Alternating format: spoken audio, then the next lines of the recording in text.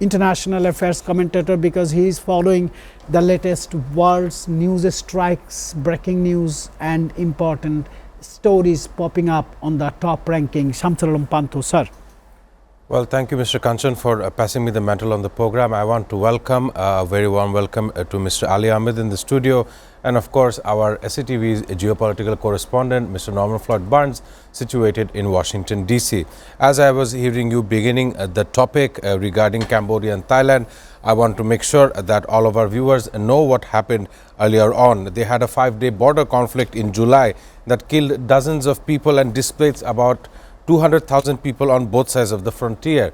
I believe that the U.S. President Donald Trump had brokered a ceasefire agreement, which is now in shambles as the Thailand military authority has created an airstrike earlier today, and this is of course marking the collapse of the peace plan negotiated by Donald Trump. On the other hand, Donald Trump says that Ukraine's President Volodymyr Zelensky has not read through the peace proposal the 19 points that almost favors the Russian counterpart. In another escalation, we can see the Colombian President Gustavo Petro requesting investigations into corpses that are washing up ashore the Colombian waters, suspecting they are the victims of the U.S. military strikes on alleged drug trafficking vessels in the Caribbean. You have used one word from the negotiation part, rule of thumb. And Mr. Norman says that this is a season of conflict. I want to draw the attention of our international affairs, who has expertise on following these issues very deeply. Sir, how significant is the border dispute historically, and how does this current flare up compare to past confrontations between the two countries? So far worldwide, both the countries are recognized, certified as peaceful nation in border, in business and in ASEAN, though Cambodia has a Khmer. Thank you so much for the question. First of all, I want to draw the attention of our viewers to an understanding that the disputes between the two nations are historical, meaning they have been having long-term exchanges of definitely talking between one another, historically speaking. Earlier on this year, the Prime Minister of Malaysia, Anwar Ibrahim, had hosted the both sides and said there would be a truce between Cambodia and Thailand. And of course, one does give credit to US President Donald Trump, and as Mr. Ali Ahmed was saying, it was the rule of thumb to bring these two important South Asian giants, manufacturing giants, to once again understand where they are, which market they are serving the most. Currently, there's almost 817 kilometers of border which remain undemarcated between Cambodia and Thailand. And earlier on, we've seen in in mid-July, that they have exchanged hostilities. And not only so, in November, a landmine had gone off that had affected some of the soldiers from Thailand. Several of the media houses were claiming to say that one side, namely the Thai side, was playing ghastly ghost sounds across the border in an attempt to scare off the border-lying villages and those who live inside these villages. Of course, right now we must understand how the ASEAN geopolitical cooperation will play a part into this, as the two nations are now sharing renewed hostilities. Is Donald Trump making America great again, or is he making America dangerous? Thank you for the question. I acknowledge how Mr. Ali Ahmed and Norman Floyd Barnes was understanding the decision making given from the most powerful seat on the face of this planet. Of course, there was multiple talks in the tabloids as well as the media whether or not he'll be nominated for the Nobel Laureate Peace Prize. But according to various sources online, the FIFA Peace Prize, coming from Gianni Infantino, who's of course very known to Donald Trump, has given him or awarded him the very first ever inaugural FIFA Peace Prize to President Donald Trump. Of course, this has taken to storm in the social media, as we know that the FIFA World Cup will be held in USA, Canada and Mexico combined coming up next year. So once again, I want to reiterate the fact that the vibe of the people must be given some kind of attention to. Donald Trump, ever since he's been taken office, he has deployed members of the National Guard across various cities. He has given a 70-country tariff package for most economies of Asia and worldwide alike. So all of these decision making coming from the President of the United States does create a situation worldwide. And as we look forward to the next year, the midterm elections is coming about, which will show or see the likes of the vibes of the people that had voted him to power in the first place. Like a very ordinary journalist, given the scale of the latest strikes, do you believe Ukraine can maintain essential services like power, heating machines this winter, and should allies escalate support immediately? Because I personally don't see any hope of ray of ending the combat war between these two countries, because Vladimir Putin is reluctant.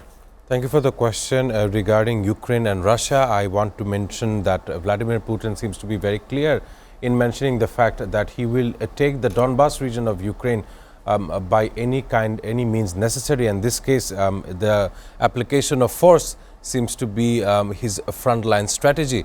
And of course, as you mentioned, attacking the energy infrastructure makes sure of troubled times ahead for Ukraine. We still have almost 3 months left of winter season inside the European region. And not only so, we understand that the peace proposal and what Donald Trump had said, he had said that Ukraine's leader Volodymyr Zelensky has not read this peace proposal. And given all of this new info that is coming out, the attacks don't seem to be stopping anytime soon. So, of course, that is a failure of the US mediation.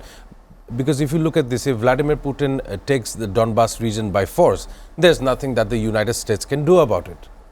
Forget their peace plan, it's not important. Vladimir Putin shall not be stopped, and that is the rhetoric of this entire war. Regarding the Russia-Ukraine ceasefire, current bombardment and launching large-scale airstrikes through 653 drones has been dropped in Kiev, and 51 missiles targeting the Ukrainian infrastructure, especially energy. Sir, what is turning into killing people, killing soldiers, to destroying the infrastructure, making the nation poor and useless? What is your comment on that? Thank you, Mr. Kanchan, for passing me on towards the Russia-Ukraine issue. I understand this is by far in this decade the longest running war, or an example of the longest running war that we will see in the last 25 years of the century. We must understand that this has taken the issue of border disputes to a new heightened arena.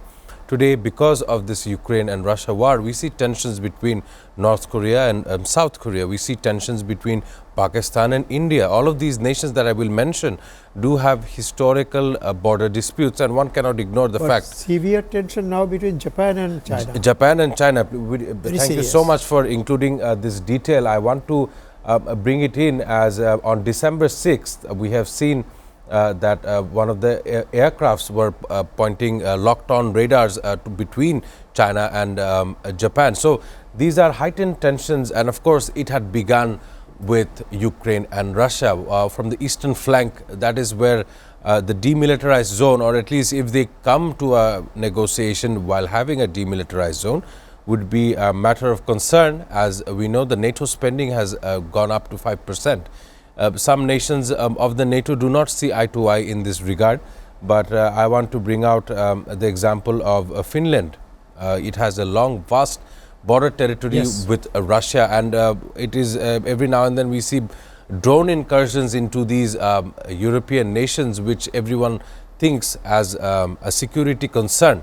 But if you look at Ukraine, the leader of Ukraine, Volodymyr Zelensky, he's not a seasoned politician, in my opinion. Yes, he is the president of war for Ukrainians and all of those in that country alike. But he does not have the long doctrine of a politician does have. If you look at Vladimir Putin, he was a member of the military secret agency, the KGB of the Russian side. And of course, this very man is now in charge of the Kremlin, and not only so, the future decision making of Russia. On a previous program, I did say that even Vladimir Putin has arrived at the age of 75, and he must look forward to a successor to understand how Russia should be warning off any kind of NATO expansion in its territory. Do you think Europe gonna be divided? Thank you for the question. I was listening to Mr. Ali Ahmed, and of course, the Ukrainian President Volodymyr Zelensky is in the United Kingdom today, as Keir Starmer's government is hosting him, as well as other allies of Europe. Coalition of the Willing. Coalition of the Willing, as namely of the group of people and group of European nations which are looking forward to a peaceful reconstruction post the warlike situation that has been taken to storm in Ukraine for the last 3.5 years. But there are some aspects that I want to mention as a fallout of this war. Of course, civilian lifestyle inside Ukraine is hampered. One can understand that their country is going through war. And of course, when in a war-like situation, businessmen do not come forward with investments. They know that their investments will not have any kind of return or possible return. That is one aspect of a group of people who want to do betterment for Ukraine. Of course, there is a humanitarian crisis that has been unleashed. Many of Ukrainian citizens are moving into neighboring European nations, as well as Turkey, as far as I know. And previously, we were looking forward to almost 20,000 children that have been exploited from the Ukrainian side by the Russian counterpart. So these are kidnapped. So these are significant developments in the war, and I want to understand how the US sees it. I want to take back everyone's attention towards the fact that European Union as a whole were not spared from the US administration's tariff package. Once again, there are tensions between US and the allies, or as we used to know them, as in Europe. So faltering of negotiations, faltering of allegiances is what is here at play, and that is the reason why Emmanuel Macron of France is also seeing Xi Jinping in China.